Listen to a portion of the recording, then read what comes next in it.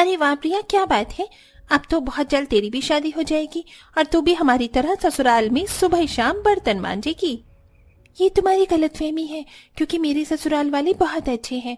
मैं मानती हूँ मेरा ससुराल थोड़ा बड़ा है, पर मेरी जेठानी और ननद बहुत अच्छी हैं। वो मेरे घर के कामों में बहुत मदद करवाएंगी और मैं तो खुश हूँ कि मेरी भी टोली उठेगी। शादी से पहले सब ऐसे ही अच्छा लगता है, पर शादी के बाद जब सच्चाई से सामना होता है तो हर लड़की हमारी तरह रोती ही है। प्रिया की दोस्त दिशा उससे मजाक कर रही होती है, पर प्रिया को कोई फर्क नहीं पड़ता। अब इसी तरह से कुछ दिन बीत जाते हैं और बहुत जल्द प्रिया की शादी अजय नाम के लड़के से हो जाती है।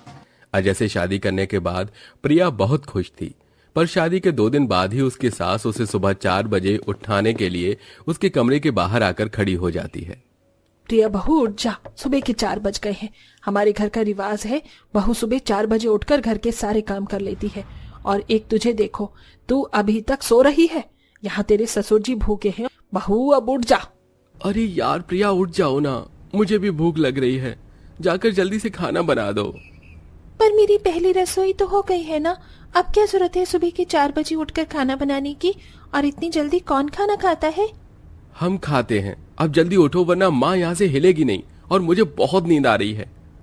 अजय जबरदस्ती प्रिया को उठाता है और प्रिया उठकर आंख मलते हुए रसोई में जाती है, जहां आशा उसे सारा काम समझा देती है। बेचारी प्रिया अकेली रसोई में सभी के लिए खाना बनाती है और खाना बनाकर जैसे ही हटती है वैसे ही पूरा परिवार खाने के लिए डाइनिंग टेबल पर आ जाता है। अरे बहू, तुम कमरे में कहाँ जा रही हो? खाना बना दिया है तो हम सबको परोस भी दो। वो ससुर जी, मुझे थोड़ा सा काम था। सिमरन दीदी, क्या आप खाना परोस दोगी? प्रिया, इतने सालों से तो मैं ही इस घर को संभालती आ रही हूँ। अब मैं घर संभालूं या अपना 6 महीने का बच्चा? देखो ना, रिंकू कितना रो रहा है। तुम अपना काम बाद में कर लेना, पहले घर वालों को खाना ही खिला दो।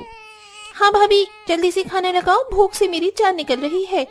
कैसा परिवार मिल गया मुझे, आँख खुलते ही खाना कौन खाता है। अभी तो 5 भी नहीं बजे और इन लोगों के पेट में चूहे कूदने लगे। यहाँ नींद से मेरी आंखें फट रही हैं और इन्हें खाने की पड़ी है। प्रिया मन ही मन अपने ससुराल वालों को भला बुरा बोल रही होती है और उन्हें खाना देकर सोने के लिए चली जाती है। पर जैसे ही प्रिया को आंख लगती है, उसके कानों में एक बार फिर आशा की आवाज आती है। छोटी बहू, सुबह के 7 बज गए हैं, जल्दी से सबके लिए लंच तैयार कर दे और आलू का पराठा बना दे। जाते हुए सब एक एक पराठा भी खा लेंगे। अभी 2 घंटे पहले ही तो पूरे परिवार ने ठूस ठूस के खाना खाया था और इनको फिर से भूख लग गई। प्रिया, किचन में खाना बनाते हुए दूध भी गर्म कर देना, मुझे रिंकू को पिलाना है। उसने भी काफी देर से दूध नहीं पिया है। ये मैं कहाँ आकर फंस गई? सही कहती थी मेरी सहेलियां। हे भगवान, तूने मेरी पूरी जिंदगी में इन लोगों के लिए खाना बनाना ही लिखा है क्या? इतना बोलकर प्रिया मुंह बनाकर फिर से रसोई में जाती है और पूरे परिवार के लिए खाना बनाती है। अब इसी तरह से कुछ दिन बीत जाते हैं और अब हर रोज सुबह 4 बजे उठकर प्रिया अपने घर वालों के लिए खाना बनाती है। ऐसे ही एक सुबह, कितनी नींद आ रही है, आंख भी नहीं खुल रही। उस रिंकू के बच्चे को चुप कराने के चक्कर में मैं सारी रात सो भी नहीं पाई हूँ और अब इन सब के लिए खाना बनाना पड़ रहा है। ऊपर से मेरी वो कामचोर जेठानी जब भी काम की बात आती है तो गोद में बच्चा लेकर बैठ जाती है। प्रिया नींद में खुद से बातें करते हुए सब्जी काट रही होती है और तभी ज्यादा नींद आने की वजह से उसकी उंगली कट जाती है। ओह मम्मी, मेरे हाथ से तो खून आ रहा है। अब मैं मिर्ची कैसे काटूंगी? मेरी तो उंगली कट गई।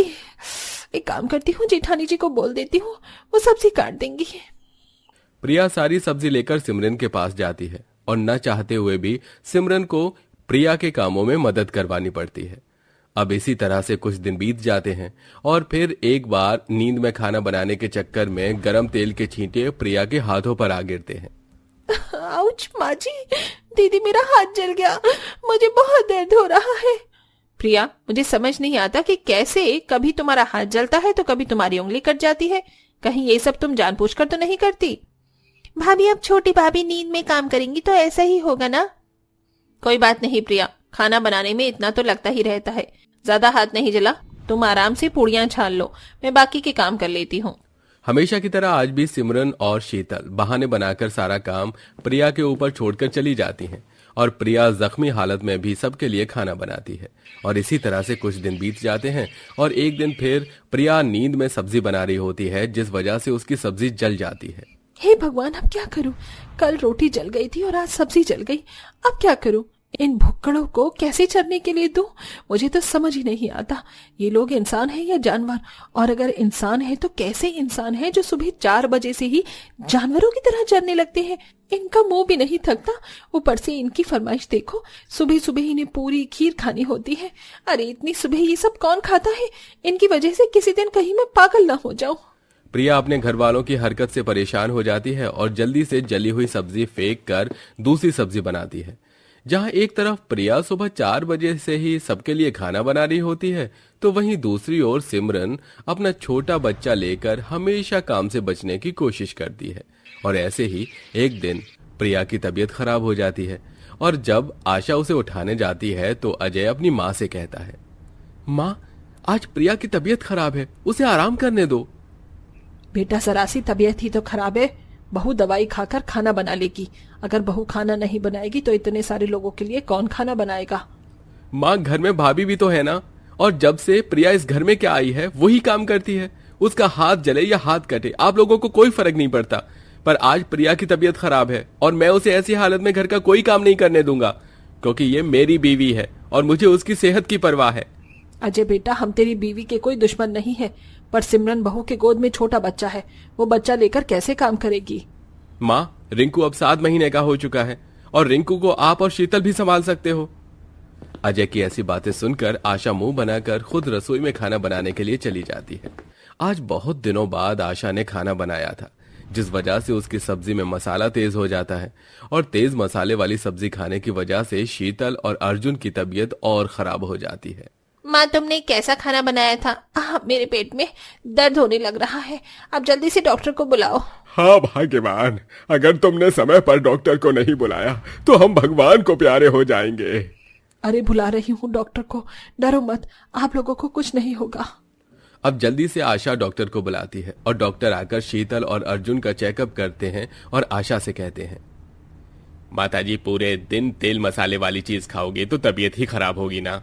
सुबह के टाइम लोग खाली पेट में गुनगुना पानी पीते हैं या कुछ हल्का खाना खाते हैं, पर मैंने सुना है आपके घर में सुबह 4 बजे से ही खाना खाना शुरू हो जाता है।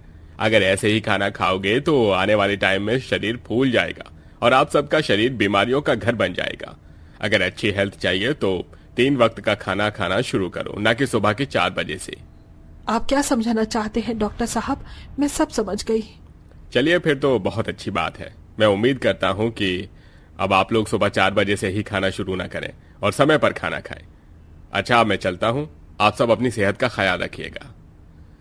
चलो माँ, आपको किसी की बात तो समझ आई। प्रिया, आज तो तुम बहुत खुश होगी। खुश तो मैं हूँ, क्योंकि अब मैं भी आराम से सो सकूंगी और टाइम पर उठकर सबके लिए नाश्ता बना सकूंगी। चलिए डॉक्टर, मैं आपको बाहर तक छोड़ देता हूँ। अजय डॉक्टर को बाहर तक छोड़कर आता है, पर डॉक्टर दवाई के साथ साथ आशा को सख्त हिदायत देकर जाता है, जिसके बाद आशा सुबह 4 बजे खाना बनाने का नियम खत्म कर देती है और उनके घर में भी अब 3 टाइम का खाना बनता है, जिससे सबसे ज्यादा खुशी प्रिया को मिलती है। तो दोस्तों, क्या आपके भी आस पड़ोस में कोई ऐसी फैमिली है जो सुबह 4 बजे से ही खाना खाना शुरू कर देता है? अगर हाँ, तो हमें कमेंट बॉक्स में कमेंट करके जरूर बताइएगा।